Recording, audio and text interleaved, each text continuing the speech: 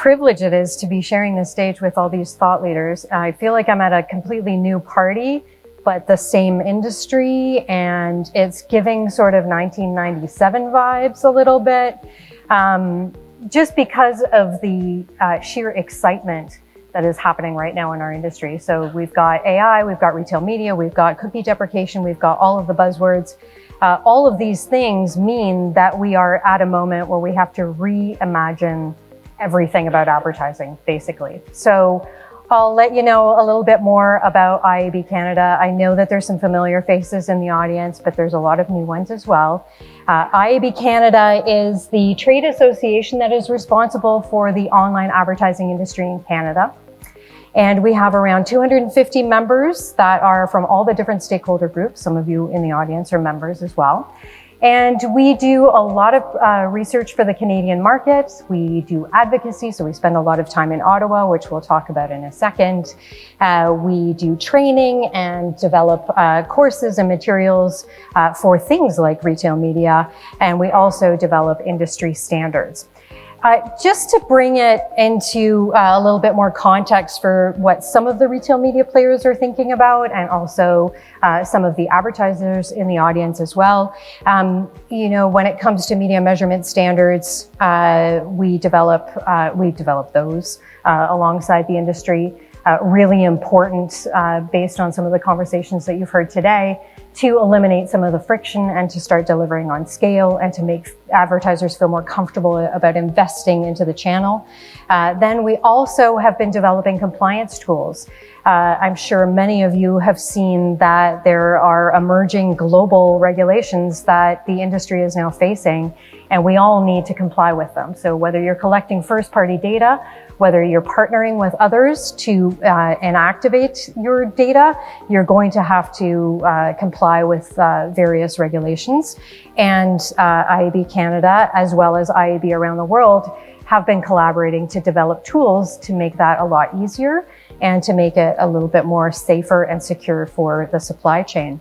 And then finally, many of the retailers are also having new conversations with advertisers. They don't necessarily know about the terms and conditions that have been developed literally since 1997, because that's how old this industry is. And so they're borrowing a lot of the terminology, a lot of the terms that the advertisers have been accustomed to for the industry. So I'm going to talk a little bit about the Canadian retail media landscape. Some of this data has already been shared, but I do want to share the fact that we partnered with eMarketer last month or 2 months ago to develop Canadian-specific research for the online media market, specifically in the retail sector. So it is sized at $3.15 billion in Canada currently. That is compared to the estimated $16 billion online advertising industry in Canada. It's growing at a phenomenal rate, 25.9%, which is outpacing every other format that exists in online advertising. And that's for several reasons. And then retail media is accounting for 1 in every $5 spent of the digital spend, but we anticipate by 2026 that this number is going to become 1/4 or 1 in every $4 spent. When you think about why retail media has reached its moment, if you will, it's now become the media darling, or the term that we like to use for new and improved channels. Mostly because of the pandemic, mostly because of e-commerce has been driving a lot of activity and generating a lot of first-party data. IAB has actually been interested in this area since 2017, when we started to see direct-to-consumer brands emerging on the scene.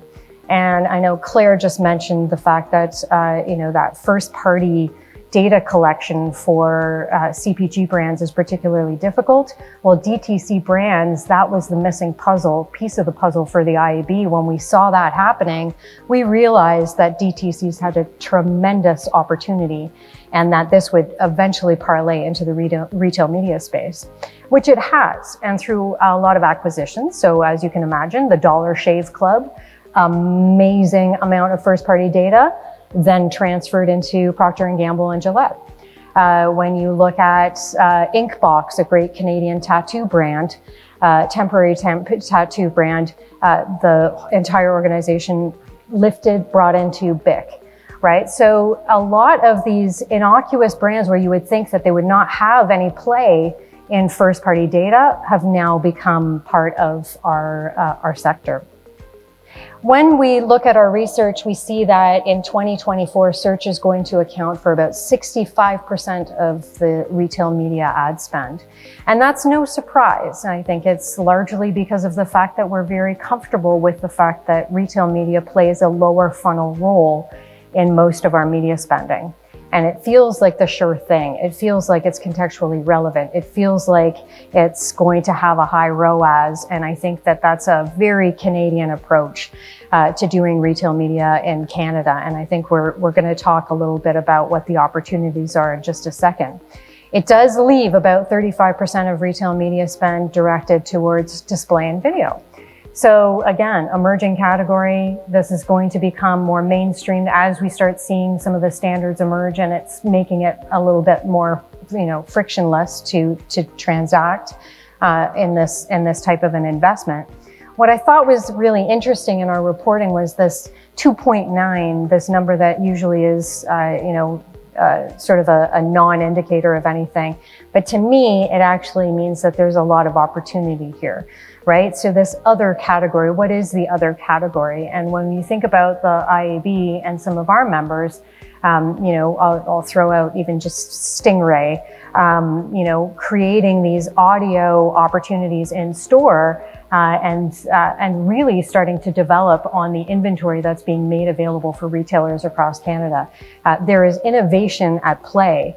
And we think that 2.9 is actually ripe for growth, and that there's going to be a lot more when you think about as I mentioned, the audio expansion, a lot more out of home, and then also the third parties, the deliveries, the procurements, the logistics players that are entering the field.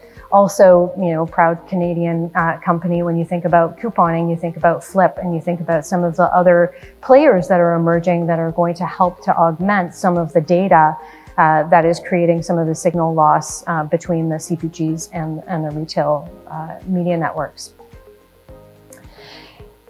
I mean, yeah, it's a reality. Amazon is driving the majority of expenditure in Canada.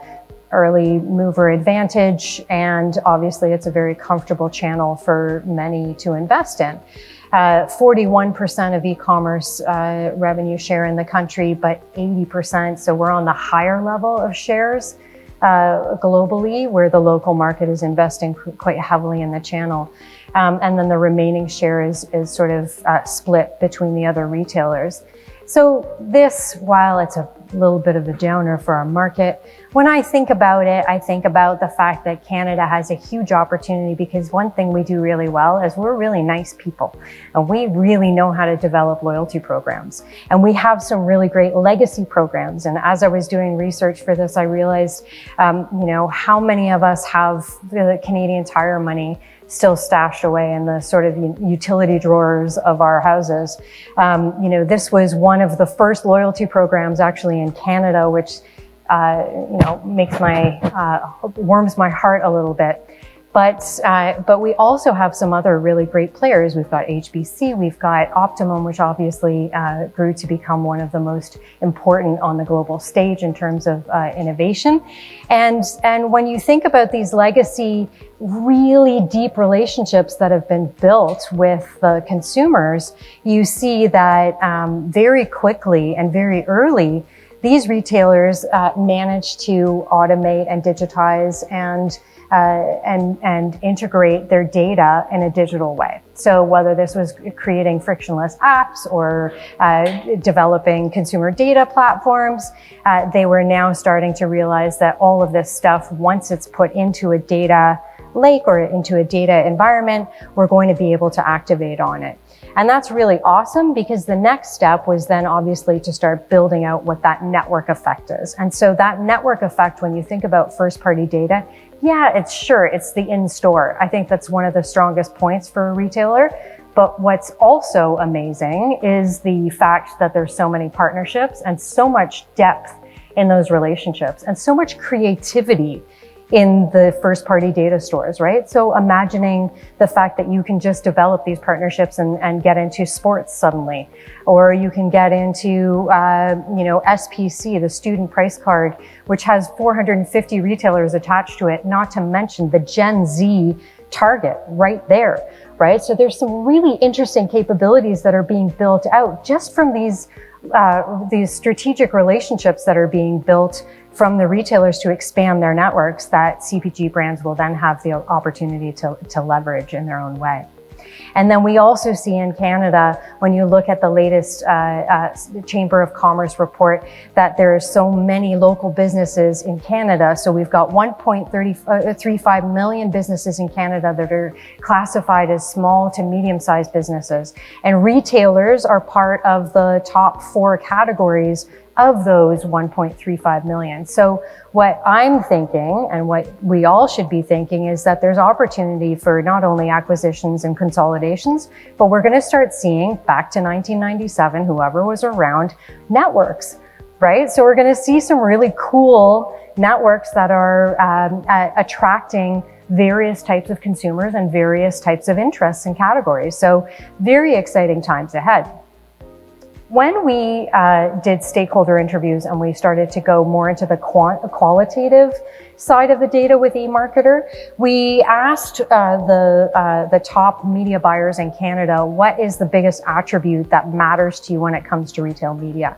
And which is at odds a little bit with what we just heard, that it was about scale. It was actually quality that ranked the highest in Canada. And that is because of the fact that, retail media obviously provides contextually relevant traffic. And again, I think that, I suspect that Canadians are looking at this from a lower funnel opportunity lens. And this is something that I think is really important for us to right sets with the media investors. And we developed a guide, I think it was last year. We released it last year. We worked with our retail media committee and developed this to really show and blow up the funnel and why the different areas of the funnel are more important. And whether it's endemic or non-endemic, there's this end-to-end activity that advertisers, we're not sure, are fully aware that they can leverage. We also think that there is the ability to leverage AI for predictive audiences that just really expands on the capabilities that are out there in general. I think that proxy, everybody is looking for the proxy to the consumer and to the customer. And I think that the retail media space is just really, really well positioned for it. So I want to talk a little bit about some of the speed bumps or some of the realities of the Canadian market.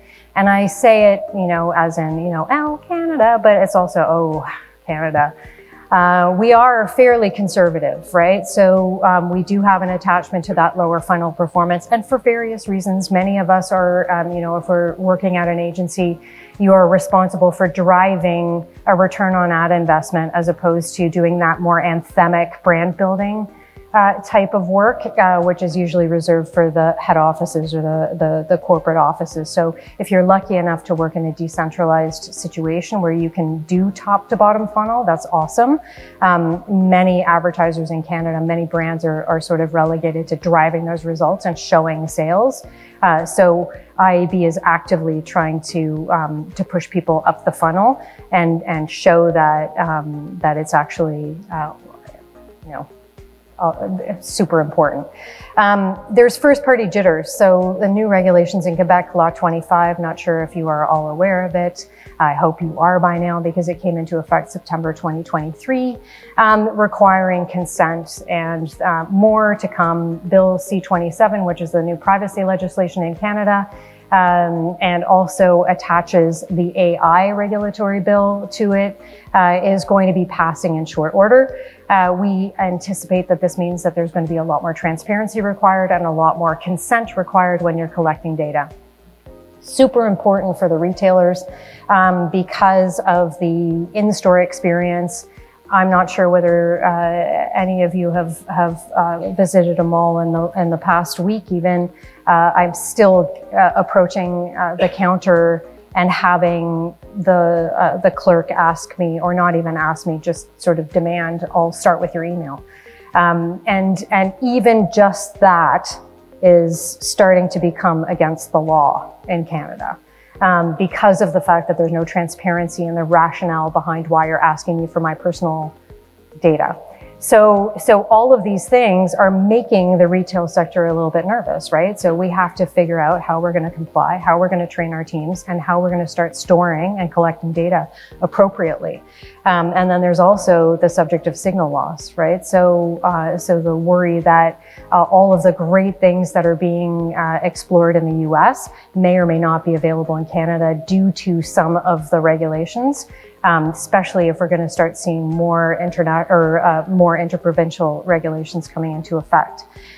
Cookie independence, we're the eye of the storm of this subject. So I know that you are sick of hearing about it.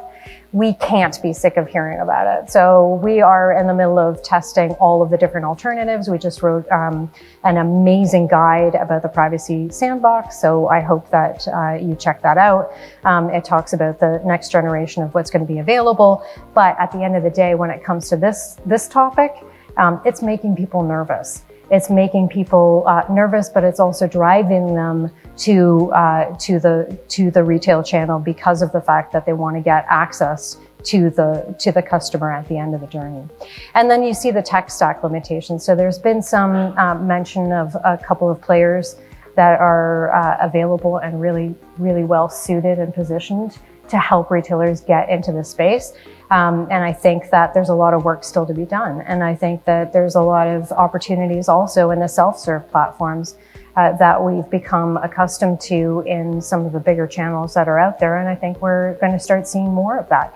Even just, local newspaper, La Presse, not a retail media play by any means, but, this is a small, not small, but medium-sized publisher in Canada that has now developed a self-serve platform so that any local business can access it and start doing advertising. So we think that this is what's to come for the retail media sector as well, that there's going to be an opening to scale for local businesses, for local use, for small to medium-sized businesses that usually is reserved for big agencies.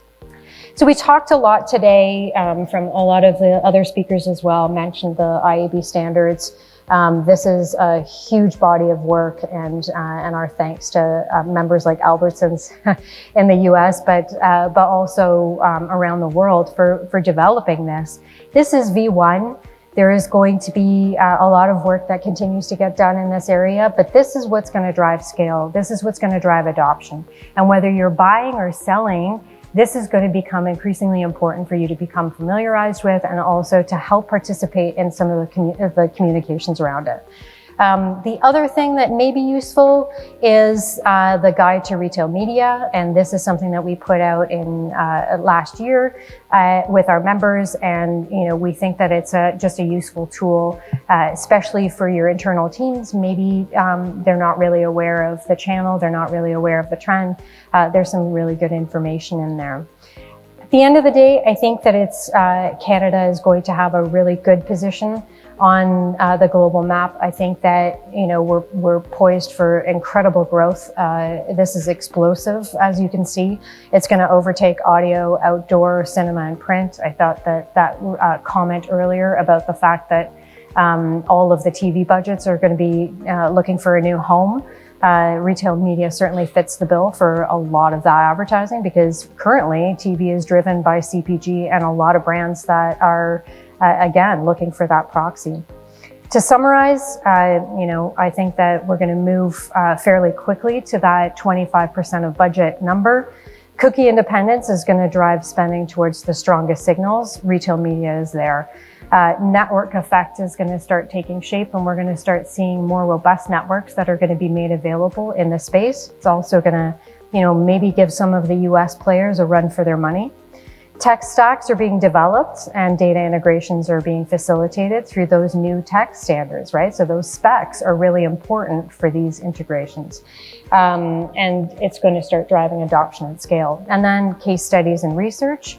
Let's market the channel, right? So that's our job. We need to get people excited about it. We need to show what the opportunities are. So we welcome case studies, we welcome conversations, and certainly commentary on the standards and on our guide. Join in celebrating the channel, and thank you very much for your time today.